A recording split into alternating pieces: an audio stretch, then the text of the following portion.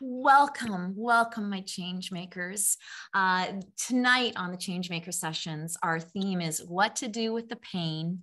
And what we're going to be doing tonight is test drive some tools for dealing with the very emotional toll of being a change maker. So you're going to learn different ways of relating to emotional pain. Okay, I think we usually have just one way of relating to pain, and that's let's get the hell out of here. Let's get as far away from it as possible. So tonight we're actually going to learn how to be with pain a bit more and to learn how to move through it. Okay. And I tell you, this is one of the key things that if all of us in the world knew how to do this, we wouldn't have to have change makers. Okay. The world would be a-okay. So we're going to learn this stuff because I need you to not only be a force for change, but an enduring force of change. And if you don't have ways of processing the pain that is pretty inherent to being a change maker, we're just not going to have you around for as long as I want you to be around. All right. Before we get into workshopping some tools, folks, I just want to get clear about why it's so vital to have regular ways to process your pain.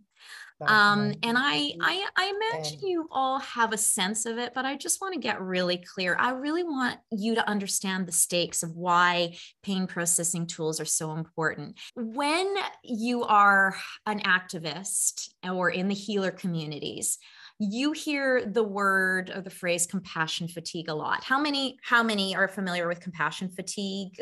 Put your hand up. Yeah. Okay. So everybody's heard this term, compassion fatigue. Compassion fatigue, there's a lot of factors that go into compassion fatigue, but I'll tell you, one of the main ones is that you are constantly taking in the pain of the world and you don't know what to do with it. That is one of the main things that causes compassion fatigue. And when you're working to make a difference in the world, folks, there is just so much pain. Okay. So just so that you understand and you're not going, why am I such a mess sometimes? Okay. First of all, there is the sorrow and the grief of working with beings who are marginalized, abused, forgotten, suffering. It's physical, it's psychological. The Germans even have a name for this. I love the Germans for this. They call it Weltschmerz, the sadness of the world. So holding the sadness of the world, Weltschmerz. And so as change makers, that is part of what we do is we hold the sadness of the world, but we can't hold it 24/7. All right. And so not only is it the sorrow and grief of working with those folks, but some of you and us are marginalized. Some of us are directly abused and forgotten and suffering. And so we are often working on two levels here. There's also the hopelessness and the frustration of facing such great odds. Okay. I don't know about you, but I think in every social justice arena, it feels like we are constantly climbing an Everest, okay? And we can't even see the top of it. We don't even know how far the top is, but we still need to keep going. And that can get very hopeless feeling. And it can feel a hell of a lot of frustration from it. There is also the anger and the frustration of the people and the beings, and they're mostly humans, who are standing in the way of change. Okay. So those might be people who are actively standing in the way of change, like they are opponents. And they might just be the people who don't get it, who are being apathetic and aren't getting on board for what needs to happen. And so it's slowing everything down. Regardless, a lot of anger and it can come out of this, and that can turn into a very destructive type of rage. The other pain that we often feel a lot from being change makers is just this terror of a dire future. Okay. We are pretty aware of what is wrong. We are pretty aware of what could get even wronger. And that is a scary thing. If you're not paying attention, you're not going to be as scared. Okay. But when you start to pay attention, there's a lot of scary stuff we're facing. And of course, there is always the emotional pain of your own personal circumstances. Okay. You're not just a change maker, you're a human. You've got family, you've got sometimes other work, you've got health problems, you've got challenges socially, you've got financial stuff going on, relationship stuff going on. There is so much that, you know, most humans in this world are just dealing with, and that's enough for them, never mind taking on the work of change makers. So first of all, I just want to say congratulations for doing all you do with all of this pain involved in it. Okay. It's not an easy task, and you're all pretty strong and all pretty courageous in my books. All right. The other thing I was just going to mention before I go on a little bit more is I would love to see as many of you as possible on camera, just because not only are the Changemaker sessions about learning something new, but it's also about gathering in community. It's about seeing faces and getting reactions and remembering that we're not all alone in this. So I understand that there are some that it's not, you're not capable of doing that at this point, and that's totally perfectly fine. But if you are, then I'm watching you. I'm looking at you folks as I talk, and I love to see, you know, what's coming off of you. All right. So, okay. So on top of all of this pain that is inherent to being a change maker and a human, I'm going to bet that the reason that you started helping in the first place is because you're a sensitive, big-hearted being. Okay. And when you're a sensitive, in-tuned, big-hearted being, the pain of others hits you even harder than the average person. Can you relate to that, folks? Yeah. And so, you know, bottom line, a lot of pain. There's a lot of pain going on here. And if we become mired in this pain, it can create all sorts of fun. Okay. It can create chronic anxiety, rage, I had mentioned. It can cause depression, all the things that are incredibly demotivating. They knock you off track. They can make you downright destructive in your mission.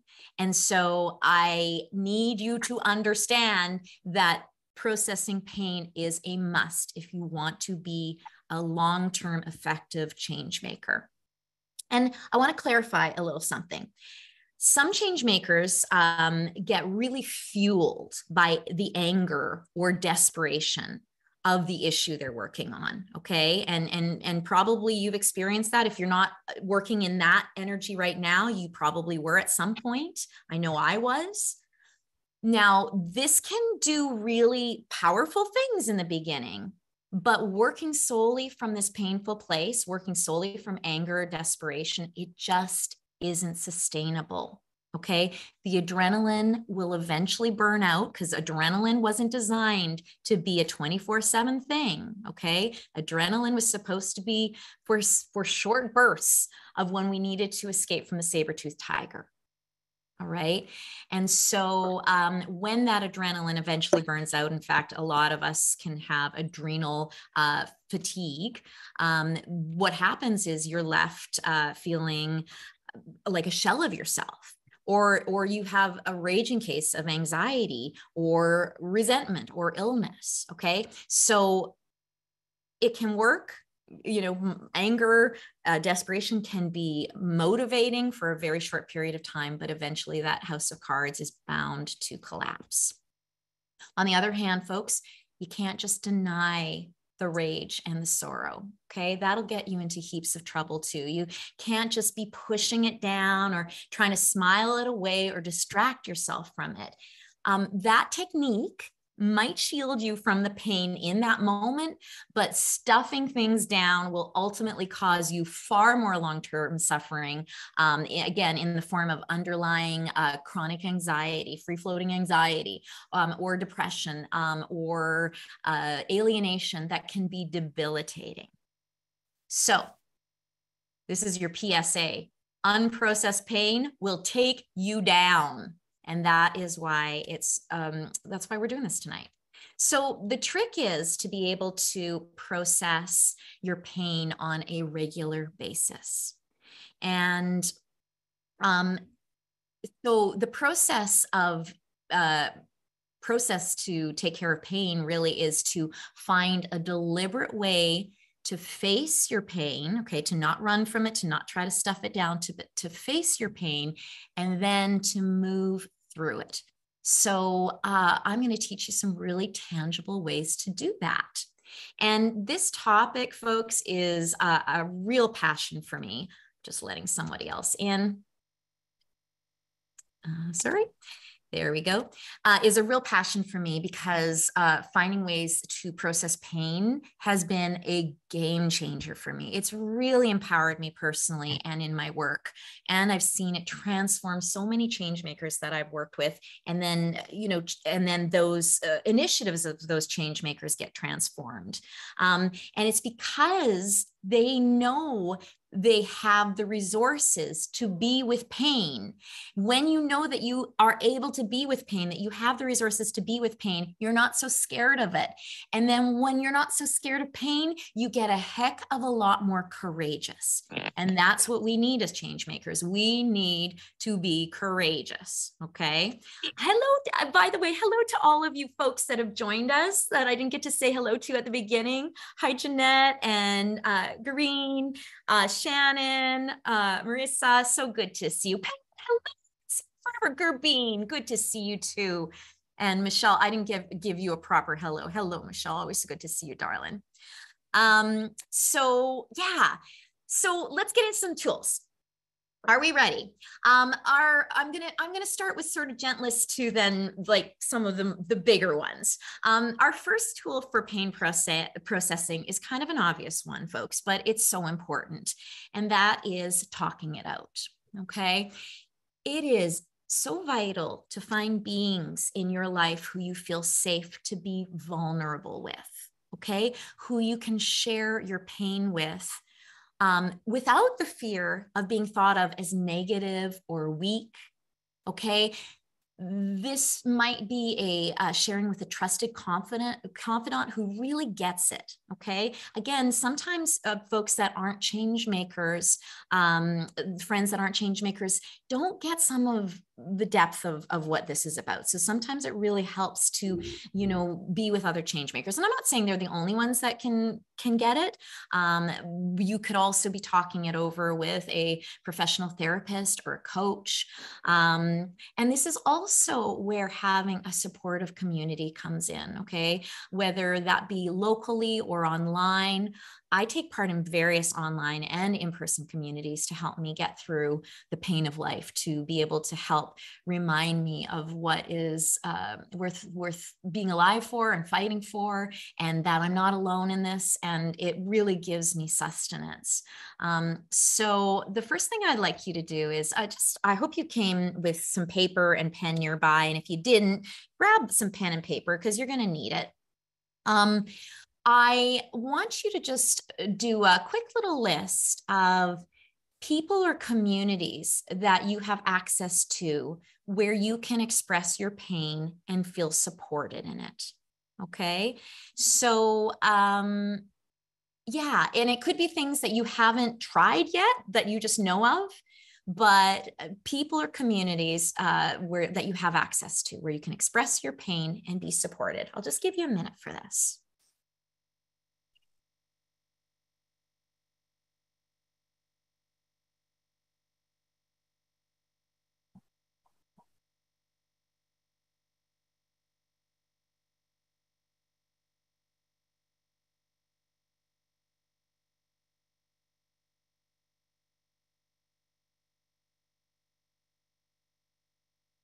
Okay, Gizmo?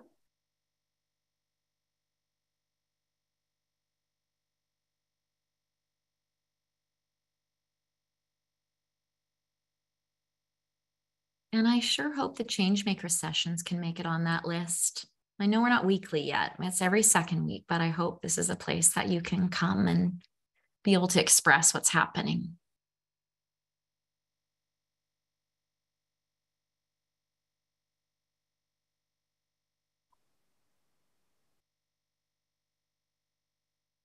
Okay, and I'd love for you to share in the comments some of the things that come up for you. Yeah, Dominion says, and I'm just going to call you Dominion, darling, that vegan Toastmasters. Okay, neat. Yeah, are there any online resources, places where you go, or is there a friend in your life that you are just like, oh my goodness, I really need, I need that friend. They keep me grounded. They keep me feeling like there's a safe space in this world. So let me see here. My art book, Tenebrae says, one friend I can say a little to. Dreen says, partner and vegan friends, amazing. Tenebrae, Changemaker Sessions, okay, excellent. Michelle says, Coach Kim, hi Michelle. And my We the Free group, yeah, I love that.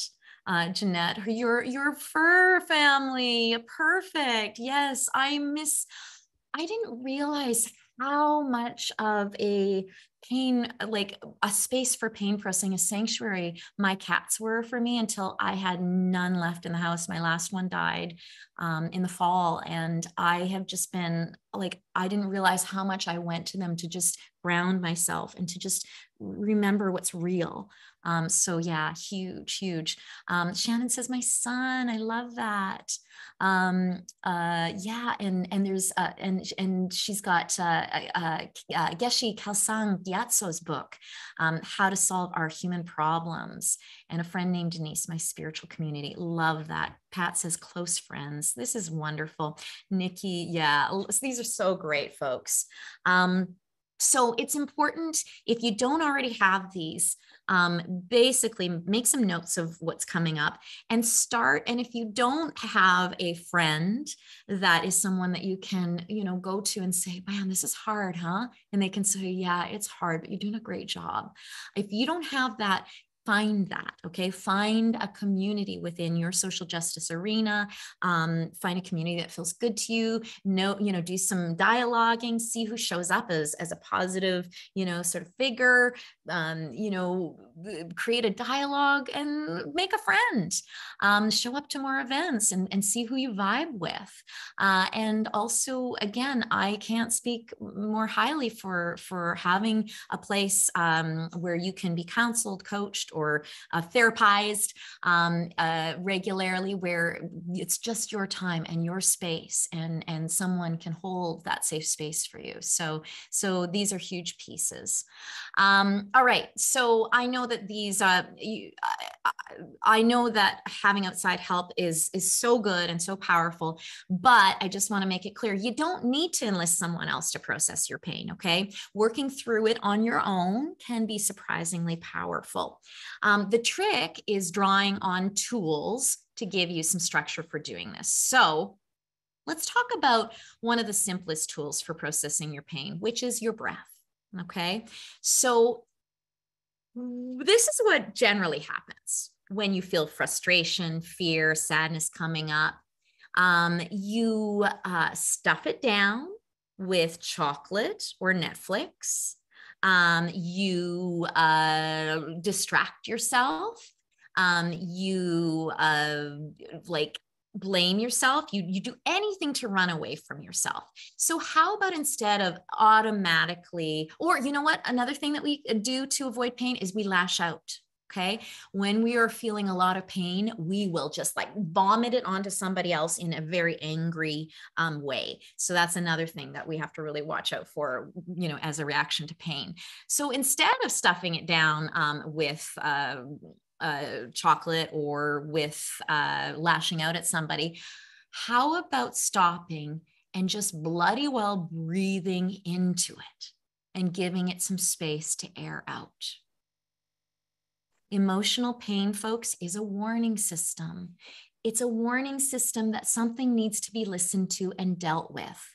And so once we're tuned into that pain, this is a wonderful thing to learn. That warning system starts to relax a bit. It might not happen right away. It might not happen in the first try, but eventually, if we continue to pay attention and greet this pain and listen to it and say, what do you have to tell me? What do I need to learn?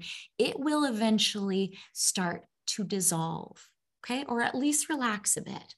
And then once some of that tension is released, we can really get into the wisdom of that feeling.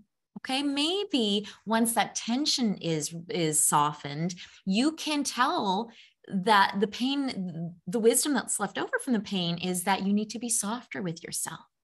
Or maybe that pain is trying to say, you need to honor yourself, you need to protect yourself. Or maybe that pain is saying, you can't do this alone, darling. You need some support. Get some support. Or maybe that pain is telling you, you need to get out of here and you need to do what you love. Okay, so let's give this a go right now. I'm also going to record this because in my follow-up email to you, I am going to give you this little meditation in case it resonates with you. So what I want you to do is I want you to think about something just in this last week or so that caused you or is causing you some emotional pain. Okay, it could be something from your work. It could be something from an activism initiative. It could be something from your personal life. Okay, it could be a hurtful exchange you just had. It might be stress around a project. It could be anger that you're feeling around someone. It could be a news story that just broke your heart, or it could just be the pure exhaustion that you're feeling. Okay, so choose something right now. Decide on one thing. Okay. Now, I just want you to take that one thing that has caused you some emotional pain, and I want you to close your eyes now, or at least cast your gaze down. And I want you to take in a nice, big, sort of centering breath. And I want you to think about this scenario that caused you or is causing you right now some emotional pain. Okay, I want you to really make it real. I want you to see where it's happening. I want you to notice what's happening in it. And let's just see if those sort of painful, hurtful feelings come up. Make this as real as possible. And now I want you to locate where in your body you're most holding this pain. Okay, is it in the heart? Is it in the upper stomach? Maybe it's in the throat, the crown of the head. Where is the sensation of this pain? Where is it hooking into in your body? And then what's it like? Does it feel like just searing hot? Does it feel clenching?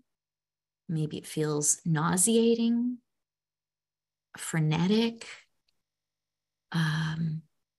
numb. Just noticing. And this is just to get you to really be there with this pain, to really connect with it.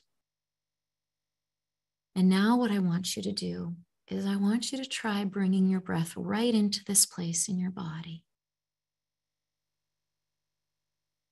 Now, at first, it may feel excruciating.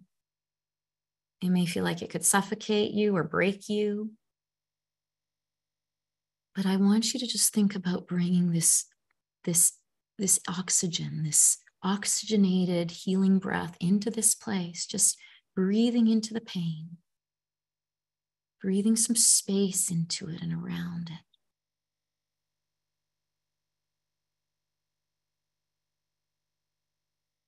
Now, it still might not be very comfortable, but keep breathing into it.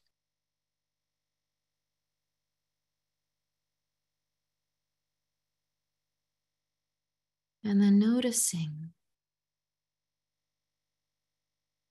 if on your out breath, you might be able to relax around this pain a little bit.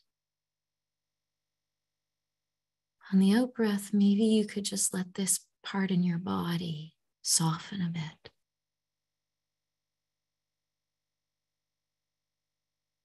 Maybe you could just let go a little bit.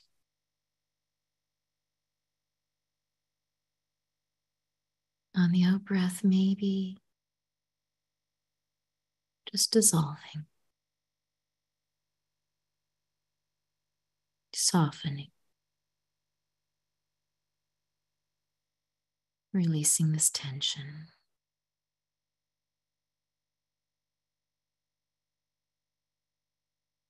All right, let's take one more big deep breath in and letting go with an exhale and coming back to eyes open. So that was just like 3 minutes basically. And what you might, I'd like to hear in the chat what you experienced, but what I'm going to guess might have happened for many of you is that when you first started breathing into it, well, first of all, just noticing where it is in your body and noticing what the quality of it is. When was the last time you did that? Can anybody do that regularly? Notice where it is in your body and the quality of it?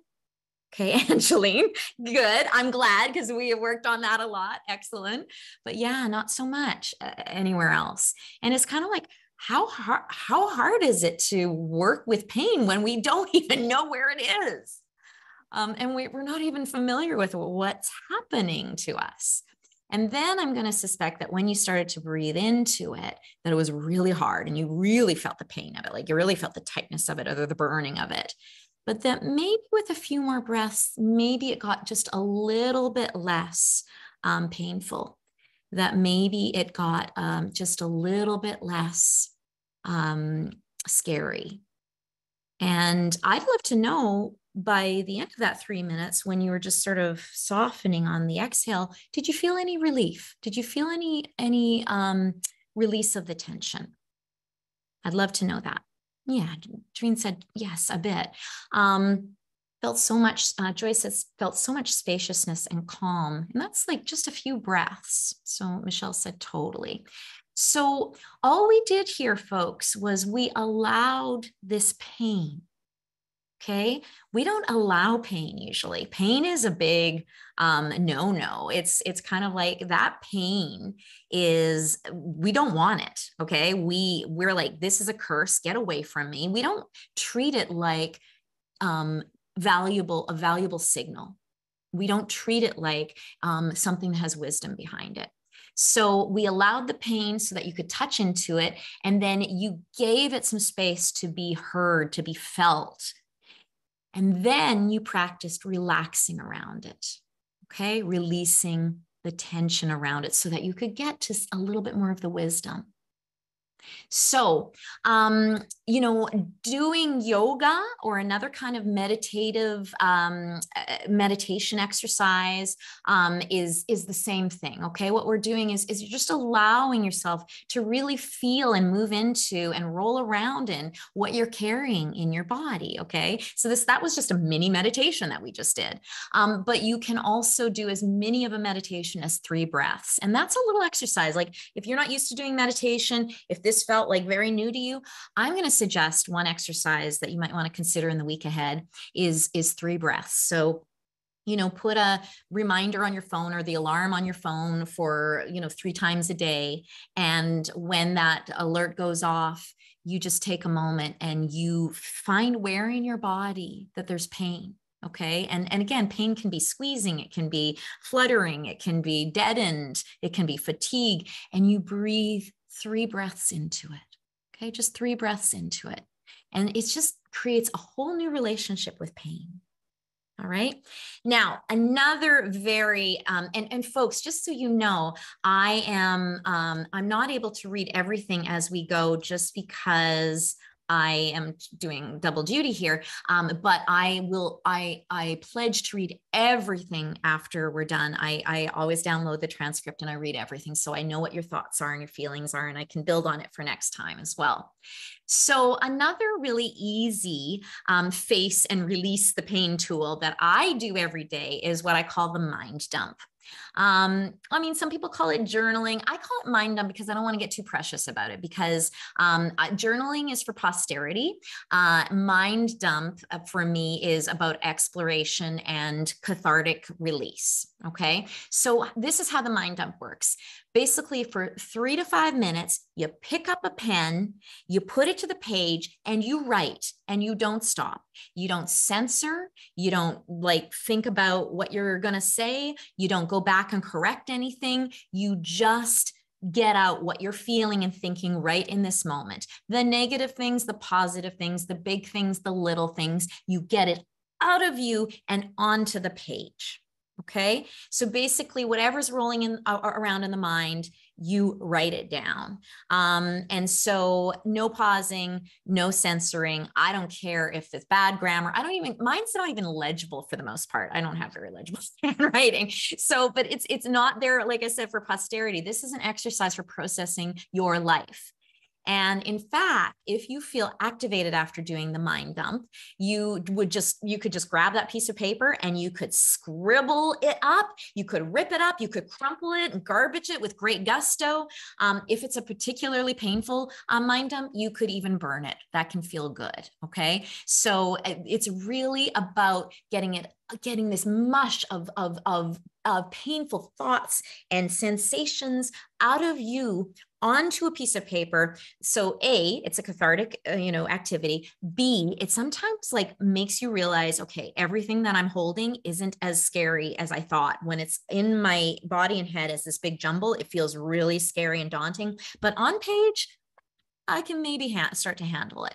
Okay, so mind dump can be very helpful for things like this. So we're not going to try the mind dump right now because, maybe we have time. Just a second. Yeah, you know what? We have time. Let's do it. So we'll just do a really quick one. We'll do 3 minutes, okay? Because I just want you to have an experience of this. So pick up your pen, and when you are ready, I want you to just put pen to paper, and I want you to write for 3 minutes, and I'm going to tell you when to stop. And do not pick up that pen off of the paper. Okay, just write whatever is going on in your head. It's like, oh, I'm hungry. This is going on longer than I thought. Ooh, I wonder what that letter was for me. Oh, what was with what they said to me earlier? All of that. Go.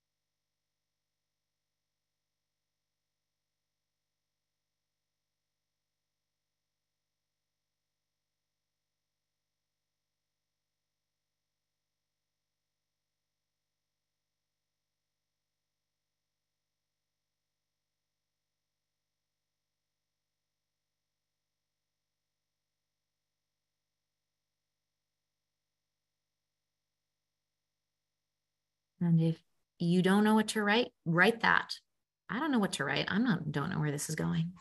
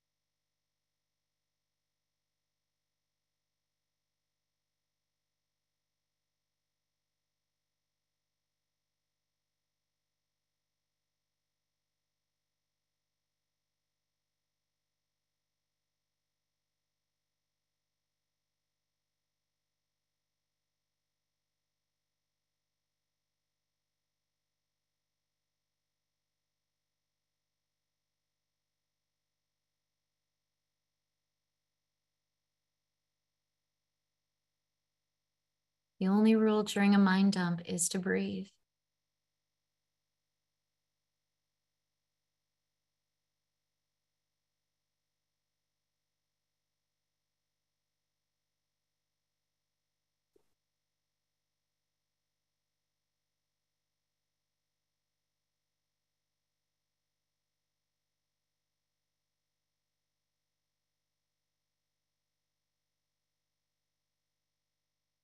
All right, wrapping up that mind dump. That was just over 3 minutes.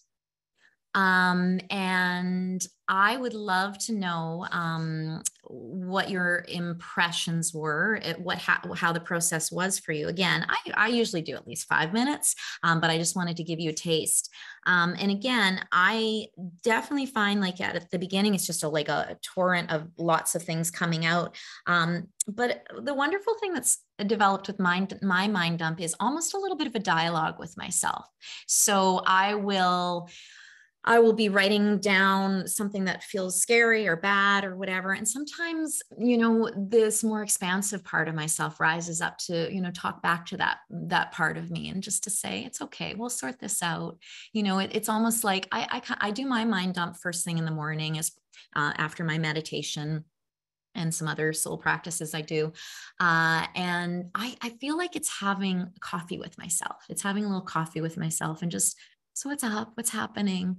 And sometimes it can feel exciting, that coffee chat. Sometimes there's a lot of sadness and pain, but it's okay. Like that's what you do when you're a good friend, is you are there through the thick and the thin, the ups and the downs. And that's the kind of relationship that it's really important to grow with yourself when you are somebody that's facing a lot in this world. So Carrie said, forgot to breathe. Yeah, that's funny. So it's the breathing part is very important to everything we do. And so Tenebrae said, I forgot to breathe. If this is coffee with myself, I just drank some dang nasty acid. Yeah. So of course, some of the coffee dates we have with friends, like it's just a gripe session, right? And we need those. Those sometimes feel really good. It's not always going to be a gripe session, and sometimes it's going to be wonderful, and it's going to be reflecting on some of the awesome things that are going on in your head. But regardless, it's a very good little place, a little platform for you to express any of the pain that you're carrying. All right, so this is a biggie tool. We're starting to get into some of the biggies. Movement, okay? This third tool, and I've got a few, sorry, the third category is movement, but I've got a bunch of different tools in this one. I am a big believer in using tangible physical release techniques for more intense emotional pain. So the idea of this is, folks, is that thoughts become emotions, and these emotions are actual physiological changes in our bodies, sensations, okay? So if we want to make an emotional shift, it's not enough to solely be working on changing our thoughts. We often need to shake up the physiology of the body somewhat, okay? It's about the chemistry. It's not everything. We also have to work on changing our thinking. But when we are in sort of being taken hostage by pretty intense pain, it's really important to disrupt it with a change in chemistry. So using physical cathartic exercises, I think, is a key part to pain processing. And basically, when I say cathartic, it just means connecting to and physically releasing some of the tension from your body that's been created from these emotions, okay? And it needs to be a form of catharsis that we can do safely, and it's accessible on a regular basis. Okay. We can't just go jump out of an airplane every day. We've got to be able to find ways to weave this into our everyday life. And I've got a lot of tools for this because it's such an important piece, and I do them regularly. Okay. This is the simplest as far as a physical cathartic exercise goes. And I just call it the shakeout. Okay. Shaking it out. I want you to just bring this up in your mind. Two dogs get into a tangle. Okay. And then they get separated, or they separate. And what's the first thing they do? Shake it off. Okay. They shake it off. That is their system's way of self-regulating. And we should be doing the same. Okay, we should be doing the same thing. And so I shake it out several times a day. My familiar forms of pain are often anxiety. I think I've shared with a lot of you, I've had chronic anxiety my whole life. And a lot of the reasons I got on my path of sort of wellness, body, mind, spirit, was to try and find a way to deal with the pain of that. I mean, my journey has gotten me into a much better place as far as that anxiety goes. But it still is something that I have to be very vigilant with. And so I am constantly, when I become aware of it in my body, I notice where it is. I breathe into it, and then I just do it, full body shakeout. Okay. Like, I'm not talking a little, I'm talking like I'm doing a Kermit the Frog kind of thing. Now, and not only does it look funny, but it feels great. Okay. Feels great. Now, I know that this isn't necessarily something that you can do in the middle of a meeting or something, or on stage, but you can do it right before you go, or you can excuse yourself and go to the washroom and do it, or you can do a little version of it. Okay. You could just do a little, and sometimes people just do that to, sort of like they do a little shake just to wake themselves up, or to, so it wouldn't seem very unusual. But this idea of not only does it shake up the chemistry of your system, but it also serves as a signal to the brain that we are disrupting something. Okay, that we're shaking something up. So I just want you to, let's all close our eyes so that nobody's self-conscious about this. And I want you to, once again, go to where you're feeling some discomfort in your body, some pain caused by anything from anger to impatience to hopelessness to sadness. And I want you to just notice where it is in your body. And I want you to take in a big, deep breath into that place. And I want you to shake it out. Okay. I want you to shake out your shoulders. I want you to shake out your head. I want you to shake out your hips, your stomach, your heart. I even want you to shake out the expression on your face. And shaking out the lips even helps even more. And then letting that go. And then just keeping your eyes closed for a minute. And then just feeling the body. Just noticing, is there just a little bit of a shift? Is there just a little bit of a disruption? Is there maybe just a little bit more space? Maybe a little bit of a crack in the pain, enough to bring some awareness, maybe even some softness, maybe even some tenderness to yourself.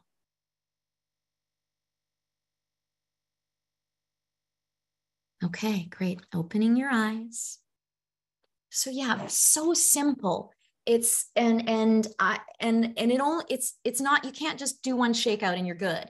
This is something that, maybe you have Post-it notes on for the first week, just to keep reminding yourself. Maybe write it on your hand. Christina says pattern disruption. That felt great. I'd like to know if anybody else felt a little bit of a relief after it. And just any time that, instead of ignoring the pain or trying to distract from the pain, you go, oh no, I'm not do this. I don't need to run from this pain. I don't need to shield from it. I know what to do with this. I'm going to breathe into it. I'm going to just do a little shakeout to loosen it up a little bit, to take down some of the intensity. Okay. Tenebrae said a bit of a relief. Jenny said felt good. Michelle said, that was great. I loved observing the sensations after. Yeah. And that's an important part. That has to happen after you shake it off. Just give it a second for that sense of relief, that sense of release to sink in a little bit. Okay. You got to start digesting life a little bit, folks. Okay. We don't digest the good stuff in life enough. Okay. Let's go on to a tool that's just a little fancier. I call it the toxic fling. Okay. And so same idea as the shake it out, but it's basically using a dramatic movement to connect more fully to the pain you're feeling, and then to release the tension. And again, signal to the brain that we are changing course. Okay. So, basically, I'll just show you how it looks.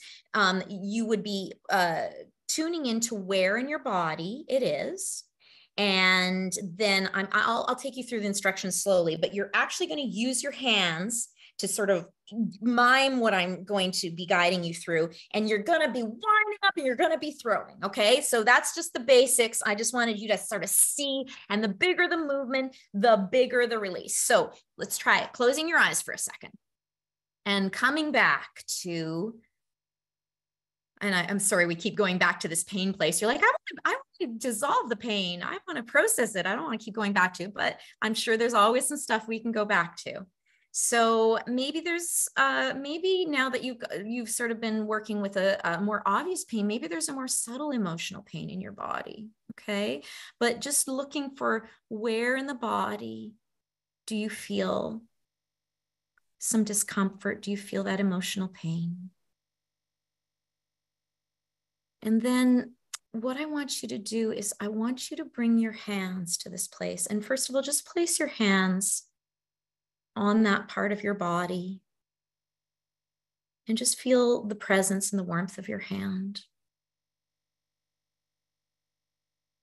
And as you're breathing into this place, just so that you can really connect to it, okay? We don't want to just get rid of, we want to work through it. So breathing into it. And then what I'd like for you to do is I want you to use your hands, because I want you to think of this tension that's around this pain, okay? This tension that is really causing you to maybe act in ways that, or shut down in ways. I want you to sort of think of it as this big, long, gooey black cord. It's all curled up in here. And I want you to see if you can grab it with your hand, okay? If you can get a hold of the end of it. And then I want you to see if you can pull it out, okay? And it's coiled up in there and it's stubborn and it's sticking in there, but you're going to pull and you're going to pull and it's fighting you, but you're going to pull and you're going to pull and you're going to pull and you finally have it out. And I want you to wind up as much as you can. And I want you to throw it as far as you can. I want you to throw it. I want you to get out of you. Get out. And then once again, just letting the body go slack and just feeling maybe a sense of release. Maybe your heart pounding. Maybe you can feel your heart through your body. Maybe you have a little bit more capacity for breath. Maybe you can get some deeper breaths. And coming back to eyes open. Ooh. So it's funny. It looks funny from the outside. And again, this is the kind of tool that helps you to create that connection, okay? That connection between the pain sensation and the release, okay? And it's because it's dramatic, it sends a really strong message to the brain that we are disrupting. All right. So I'd love to hear if the toxic fling made you feel anything other than silly. I'd love to hear in the comment. And interestingly, with the toxic fling, again, this isn't something, you certainly can't do this in the middle of a gathering or whatever, or you could, but you might find there's repercussions. But I have a friend who actually does, just like when she's in a meeting and something comes up and it's sort of taking her hostage, she just does a subtle little like that. Like she just does a little, like it doesn't have to be anything big. If you've been practicing it on your own in a dramatic way, you will have those synapses already. Okay. There will always already be the neural pathways for this. Okay. So you won't need to, do it really dramatically. So, okay, excellent. Carrie says, I found it easier to just grab it quickly versus pulling it like a coil. Yeah. And you can find it, it may not be a coil, it may be a rock that you pull out. Okay. It may be like you rip it open and there's just like a bunch of fluttering, you know, sort of pain creatures that fly out. It could be anything. All right. So again, yes, Tenebrae says, yeah, didn't relate to that one, but happy to try all the methods. I love that attitude, Tenebrae. And that's why I'm giving you lots of tools, because different ones will resonate with different people. Okay. This is the mother of movement techniques that I call the deliberate temper tantrum. Now, hear me out on this one. You know how when a little kid is super upset in the grocery store and they fling themselves to the ground and they are wailing and they kick and they punch and they're crying on the top of their lungs, and then suddenly they're done and they jump up and they go back to playing on the grocery cart? Like, have you had this experience with kids? Like, it's just like, and then all of a sudden I'm good. You know, where's my chocolate bar? So I know as adults, it's probably not wise or considerate to throw a conniption on the floor of your office or, you know, in a grocery store, but creating a safe space to lose it on a regular basis can be one of the kindest things you can do for yourself and the world around you. And that's what the deliberate temper tantrum is all about. So it goes like this. In a private space, you know, your room, the bathroom, a public stall if you need to, or like a bathroom that you can go in and close the door on. Take a moment to really tune into the feeling that's hurting you, and especially notice where you feel it in your body. Okay. So I hope that you're noticing that in all of these techniques, it's not just about getting rid of it. It's about, first of all, feeling into it, connecting to it, giving it some space, and then moving through it. Okay. So when you are connected and feeling it in your body, then you do everything you can to move it through. Okay. You can shake, you can kick, you can pound, you can scream it. You can think about the tension from this pain, you know, being this toxic substance in your body that's strangling you or taking control of you. And you can start shaking the hell out of it, or shaking it off you, however you want to do it. And if you want to take this to the next level, I highly recommend putting on a high octane song, punk, techno, heavy metal, rap. The more aggressive, the better. Okay. This is like something that really can ramp up the temper tantrum for you. Okay. Now, you know, you're not getting out of here without trying this. Okay. This is fun. And I know that you're going to be like, I don't want to, but do it. Okay. You got to do it. You got to try it because this is fun. Okay. So I just want to get some music ready because we're doing it with music. Absolutely. I would not do it any other way. Let me just get something going here. Going to get this set up. Okay. Music is now set up and ready to rock and roll. So if you are self-conscious about this, you can step away from your camera. You can turn your camera off. You can do whatever you need to do, but everybody should stand up. Okay. So I'm standing up. I can't go that far because I've got my earphones on and I will mess up the music if I go too far. But what I want you to do is stand up, get up, make some space for yourself. And yeah, like I said, you don't have to be in front of the camera. You can move off the camera if you want. And it might make you feel less self-conscious if you do. Okay. So once you're standing, I'm just going to stay in camera here. So once you're standing, I want you to close your eyes. And I want you to say, fuck it to the self-consciousness. Your pain processing is far too valuable to worry about this. And I want you to close your eyes if you haven't already. And let's connect one more time tonight to a situation from this week that brought up pain for you. Okay, again, whether that was anger or hopelessness or insecurity. And now where in your body, and it might have changed even from the beginning of this workshop, where in your body has it taken up residence? Where in your body are you most feeling it? And it may be a few different places, but let's concentrate on the one that is the most intense. And is it making you feel contracted? Is it feeling heavy? Is it numbing? Is it frenetic? Is it aching? Breathe into it. Don't go away. Don't check out. This pain is just wanting to be witnessed. Breathe into it. Let yourself feel it. And now when the music starts, we're only going to go for 30 seconds.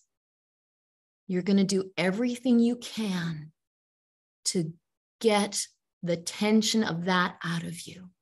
Okay, you're going to shake, punch, stomp it out, rip it out, break through it, twist, ride, scream, cry. Are you ready? 1, 2, 3. Capture here. Put your hands up. If you can hear it.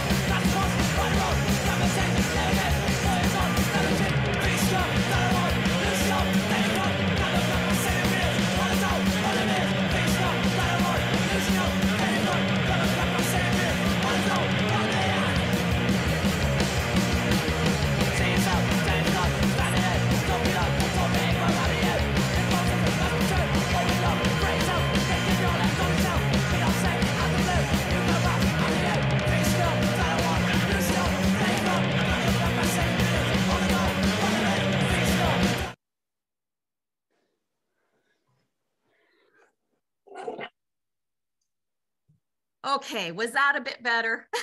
Yeah, that worked. Now, so closing your eyes and just catching your breath. And once again, just observing any changes in your body.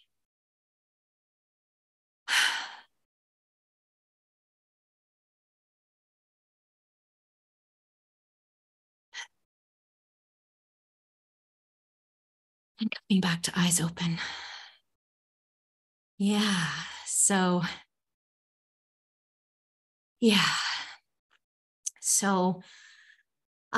it was stress relieving just watching your tantrum, Kimberly. Yeah. Yeah, sometimes it's just fun to see somebody tantruming. So thank you for doing that with me, folks. I'd love to hear what that was like for you. Tenebrae said that helped. Yes, it absolutely does. And again, that was only 30 seconds. Well, now about a minute because we did it twice. But if you were to take a whole song that you did once a week, okay, can you imagine how that would be? Now, if you really feel like you've been mired in a certain type of pain for a while, how about doing 4 songs, okay? And really letting yourself get into a zone, a trance of letting stuff come out and moving through it.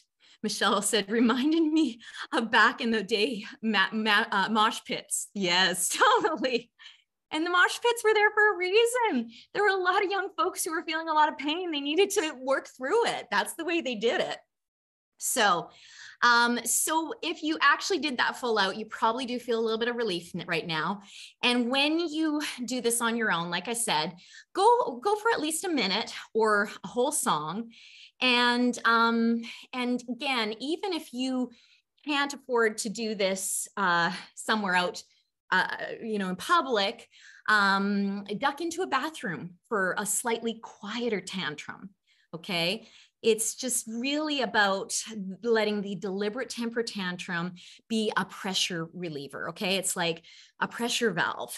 And by, you could also, just like I said with the shake it out, you could do a reminder once a day to just do a little, temper tantrum. So like stomping it out, yelling. You could even get a pillow if you can't make noise, yell in the pillow. You'd be amazed at the huge release that such a quick action can yield. And so if you, like I said, if you have a real buildup of emotional pain that you haven't dealt with for a while though, folks, you may need to pull out the big guns. get a few songs lined up that really amplify the feeling that you're caught in, and just move, dance in that feeling until it's had a chance to run around and wear itself out. I don't have to do that very often, but when I do, oh my God, I get it set up on a playlist. I let the songs play. I pull the blinds down, I turn the lights off, and I just allow myself to feel that pain, to almost like give myself over to it for a bit. Okay, remember, pain is a signal that's trying to be heard and observed. And once you have done that, then you can release the tension around it and just get the wisdom. So, and that is the thing that you will find out the more that you do pain processing practices, is that the pain will wear itself out. Okay. If you can stay with it, if you can breathe space into it, if you can move in it, it will start to dissolve, to release, and you'll start to be able to take deeper breaths again. Now, in the interest of efficiency, here's a little hack. You could turn any kind of cardio exercise that you do, like elliptical, running, cycling, or fast walking, into a release technique. I call it cathartic cardio. And what you do is you set the intention before your workout to move through the feeling that's keeping you stuck. So let's say that you're planning to do a run. I'm a runner, so this is what I do. You would tune into the feeling that's kind of besieged you. And let's say that it's a feeling of being trapped and frustrated. And so just like, I described in the exercise about movement, you would just choose music on your phone that reflects the energy of that feeling for you. So I actually have several different playlists for different feelings. So it's handy. Like I have a rage one, I have a sorrow one, I have one for grief, I have one for fear. I actually have song lists for these things. And, when I go for a run, I check in before and I'm like, is there anything that I need to be with and work through? And I don't mean thought wise, I mean feeling wise. And it has been a lifesaver for me, I tell you. And so what you do is you tune into the feeling, you get the music, and when you start running or climbing or whatever you're doing, you feel like you're running fully into this feeling. Okay. You run and you walk and whatever you do, and you go and you go and you go until there's a release. Okay. Until there's a loosening of it, until there starts to be a dissolving. And so, you might be running with a heaviness and urgency of frustration. And so you'll be taking longer and more purposeful strides to run out that feeling. Maybe it's a feeling of, sort of frenetic anger, and you might be shorter steps and just really, really going fast. Once you've worked out this feeling, you could switch the music over to something more expansive, okay? To start building something up that it feels good and, good and constructive. So yeah, so I run for exercise anyway. So it's a really great built-in way for me to clear things and come back home to myself. I don't have to do it that much anymore because I just have a lot of things built into my daily life. But for a few years there, I had to do it every time I did a run. Now, again, I want you to notice with all these techniques that it's not just about getting rid of the pain. It's about allowing it to come to the surface and really letting yourself feel it before you release it. So the last technique I want to share with you is using visualization to create the energy in you that's the antidote to pain. Okay, that is the medicine for the pain. Now, this is by no means all of the tools, but I wanted to sort of be able to show you how to have some really fast, simple, on-the-spot techniques. And actually, in our next Changemaker session, I'm going to take you through my face process, which is going to take you from feeling into it, getting into the deeper roots of it, bringing the medicine, the nurturing to shift it, and then the action that takes you forward out of the situation. So I hope you'll join us for that one. But for this, the last thing we're going to do, it's a very different feeling. And It's a quieter, more tender way to process pain. And I think we can all use that after our little mosh pit. So what I'm going to ask you to do for this one is to choose someone who represents the beings who are being hurt in the area that you're focused in as a change maker. Those whose pain you're taking on. It could be people suffering from devastating weather disasters. It could be an animal in a chicken in a battery cage. It could be a client, you know, who's been going to bed hungry. It could be those having to face the deep discomfort and feeling of unsafety in being a person of color in mostly white spaces. It could be Mother Earth herself, battered and broken. You could regard her as a being. I know for a lot of folks that are here that work in animal rights, we lost a very important figure in our world this last week when Kiska died at Marineland. So I know a lot of us are mourning her and feeling the pain from her death and just all of the injustice that went into her death. So, you know, you may choose to do something for Kiska. I know that there's, I know Liz recently had a big loss of being close to her. Liz, you may, if it feels too hard to do it on them, then it's okay. You can do on somebody else, but this might be a good opportunity for you. And so what I want you to do is choose that being, and it could be someone who's still alive or someone who is long past. It could be someone that you're witnessing daily, or it could be just a situation you've seen on the news where you've sort of focused in on an individual. And don't make it the most traumatizing thing you've ever experienced. We don't want to re-traumatize you here if you're not ready to do this, and because, you know, it's a shorter exercise. So I'm going to get you to get really comfortable, folks. If you have a light that you can easily turn down, you might want to do that.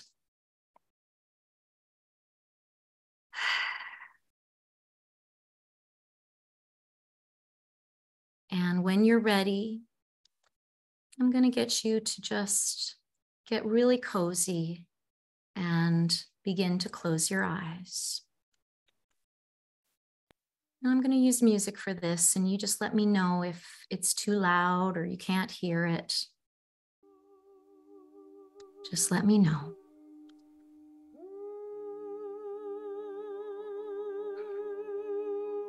Okay, and let's just start off, eyes closed or cast down. Let's just take in a slow, releasing breath.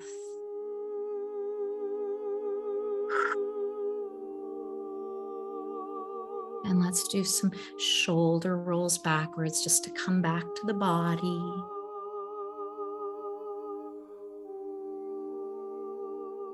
This is always imperative when we're working with pain. We need to come back to the body.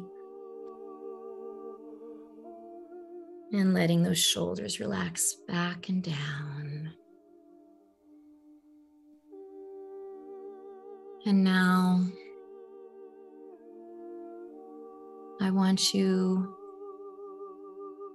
to just slow down your breathing, softening your shoulders, softening your belly, and letting yourself drop down into deeper levels of consciousness. Like as if you're sort of floating down deeper and deeper into your body.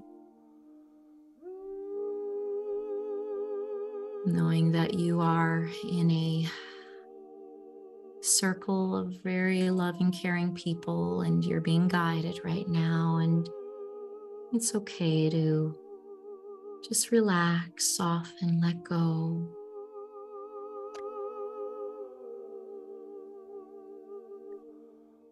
Just letting yourself drop down into ever deepening layers.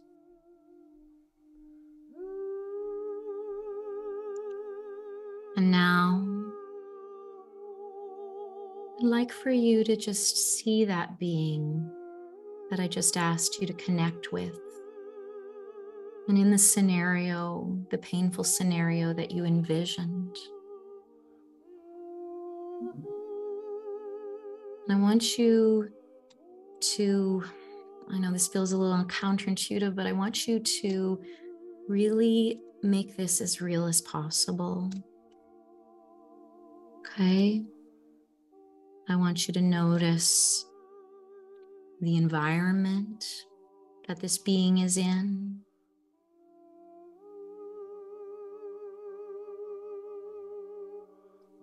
I want you to notice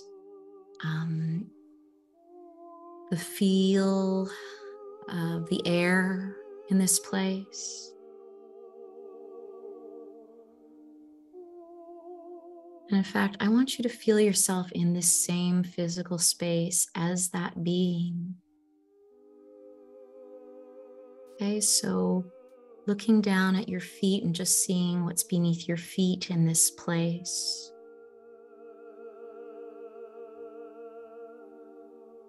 Taking in the sounds of this place.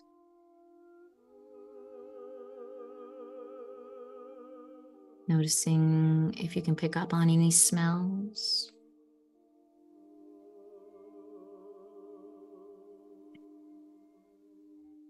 And now really focusing on this being, this person, whether they are human or non-human. And becoming aware of the pain or distress or suffering that this being is experiencing. And keep breathing deeply so that you have space to touch into their pain.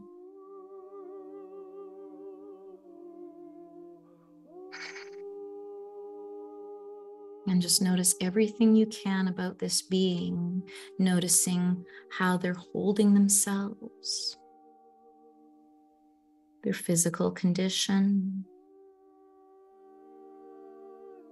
the expression on their face.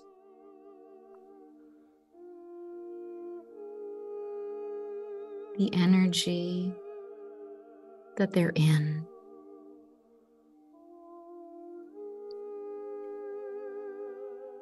And don't resist connecting to what's happening for them. With this breath, you can handle it. And if you haven't already, I want you to actually look into this vulnerable one's eyes. Really look into those eyes. What are those eyes saying? Those eyes might be saying something different than their mouths are saying. And if you haven't already, go and connect with that being in a way that feels right. That could be a hand on their shoulder. It could be taking them in your arms and rocking them, holding them. It could be standing in front of them to shield them. It could be to nourish them in the way that they most need to be nourished. Or it could be to free them.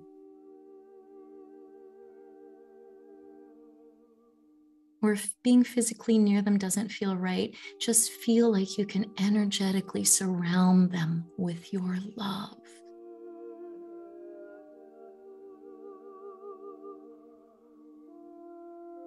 How are you connecting to this being? How are you nurturing them?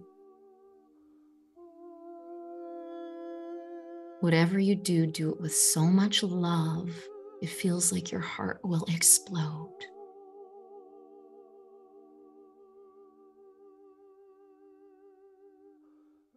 Hold them in a state of so much care. You could murmur comforting words to them.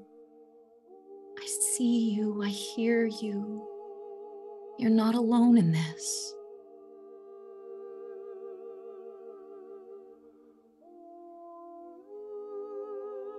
Maybe you could let them know that you're protecting the space right now so that they can let go and relax.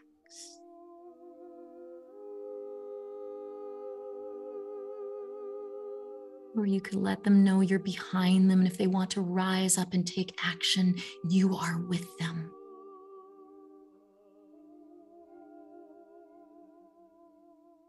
And if it gets too hard, deeper breaths, deeper breaths.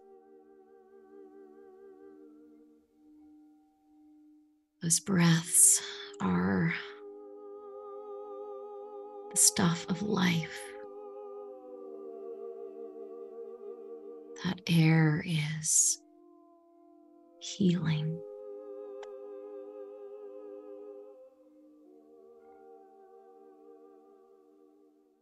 And now,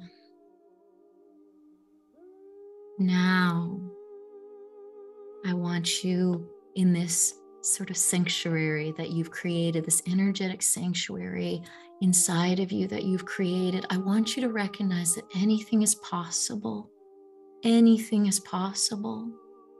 You can change the situation together. You can magically change the situation because, folks, the situation may happen, but the energy around it can change.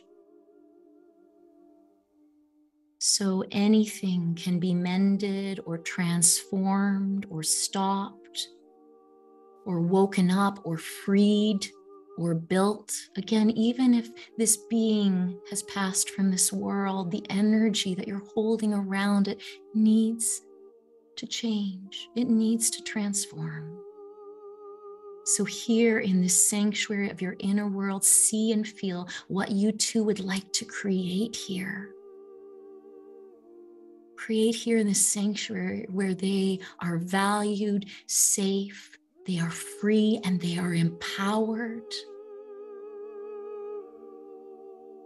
What would this being like to do? Do everything you can to support them in it. Do what they haven't been able to do in the past. Do what they were never able to do in their living life. Sky is the limit.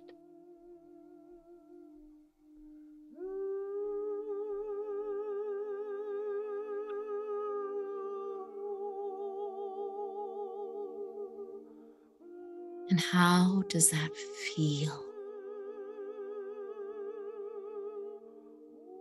When this being is empowered,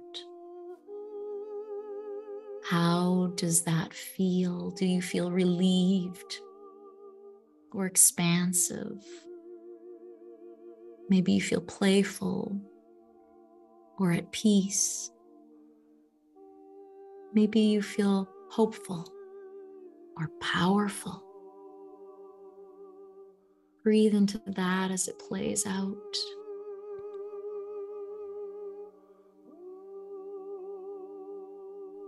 Now breathe your heart fully open and put the energy of this being in this state of sanctuary, this expansive, peaceful, free state of sanctuary. I want you to pull this energy and all the feelings that come with it deep into your body, deep into your heart with your next few breaths. And keep that being in sanctuary in your heart and in your gut.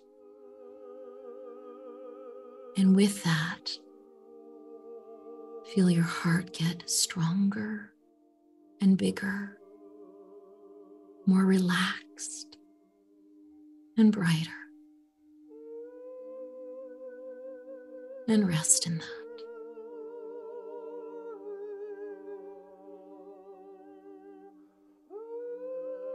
All right, let's raise the arms above the head.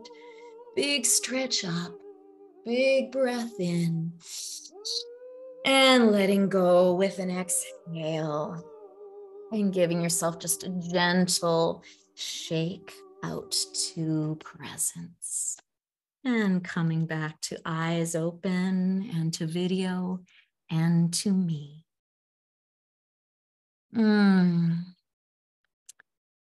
So I know that was probably, for some of you, a really tough one. And again, it may take more than one go at it. But this kind of exercise of, especially when you're dealing with beings in your change making that you don't always have access to, maybe they're on the other side of the world, maybe they're behind slaughterhouse walls. It's very important to be able to connect to their energy. To really cultivate the love that you could show them if you had all of the resources in the world. Okay, so if somebody, somebody is suffering from mental health problems and you're not able to reach them in your day-to-day contact with them, here in this sanctuary, connect to them in a way that they can hear and understand, and you can connect. That is what creates the nourishment for you to keep going in your missions. Okay. So I'll just read a few of the things. Christina said, tough and beautiful. Yeah, absolutely. Em said, thank you so much for creating a beautiful, safe space for healing. I feel so much better and really needed this. Amazing. Air, Raven's pigs had no air. Yeah, so your medicine to them was air. Tenebrae, just beautiful, beautiful, unlimited air. I love it. Amazing. Well, folks, I just kind of took you through the ringer there. So I really wanted to, and I know we've gone really late, but thank you for staying with us. I appreciate it. This is such a big, important topic. I didn't want to rush it. And so I'll just say, you were very brave doing this work today. And I am going to invite you that to basically take action on this session, to choose one constructive release valve to try in this next week. Okay, it could be talking a heaviness out with a friend. It could be doing a mind dump daily. It could be doing the 3 breaths into the pain a few times a day. It could be doing a toxic fling daily. It could be trying a deliberate temper tantrum at the end of your workday with or without music. I'd love to hear what you are going to do. Put it in the chat. I'd love to hear what you're going to put into action. And again, next week, we're going to be continuing on with this theme. I'm going to be teaching you my FACE tool, which is a quick process that I've created for helping you break through any particular painful or challenging situation that you're dealing with, whether that is relationships you're struggling with, whether it's procrastination and getting a project done, whether it is overwhelm or insecurity or exhaustion. If you are signed up to my mailing list, you will automatically get the notification on that. But if you are not signed up to the Changemaker Sessions, I'm just going to put this into the chat so you have it. There is how you sign up. And that'll put you on my mailing list so that I can let you know about the upcoming ones. And I always try to give a little extra tools and wisdom here and everything. Also, if you haven't already done my little free mini course, Power Tools for Changemakers, you need to do this, okay? It is just it's free. It's very easy to be able to, I send you out a video every couple of days. You watch the video, you have a little bit of homework, or you can binge watch it too. There's an option to binge watch. And that allows you to, really learn these tools at a pace that could suit you in a really good way. So folks, thank you for your love and thank you for being here. I have so appreciated our time together. I hope that there's a little bit of a pain, a little bit of a relief of pain, and or at least a promise of some tools that can help you get there. All right. So folks, I hope I see you in 2 weeks for our face off. And otherwise I will, I'm seeing people drying their tears. Oh, so much love to you folks. We will see you soon. Okay. Bye-bye. Take care.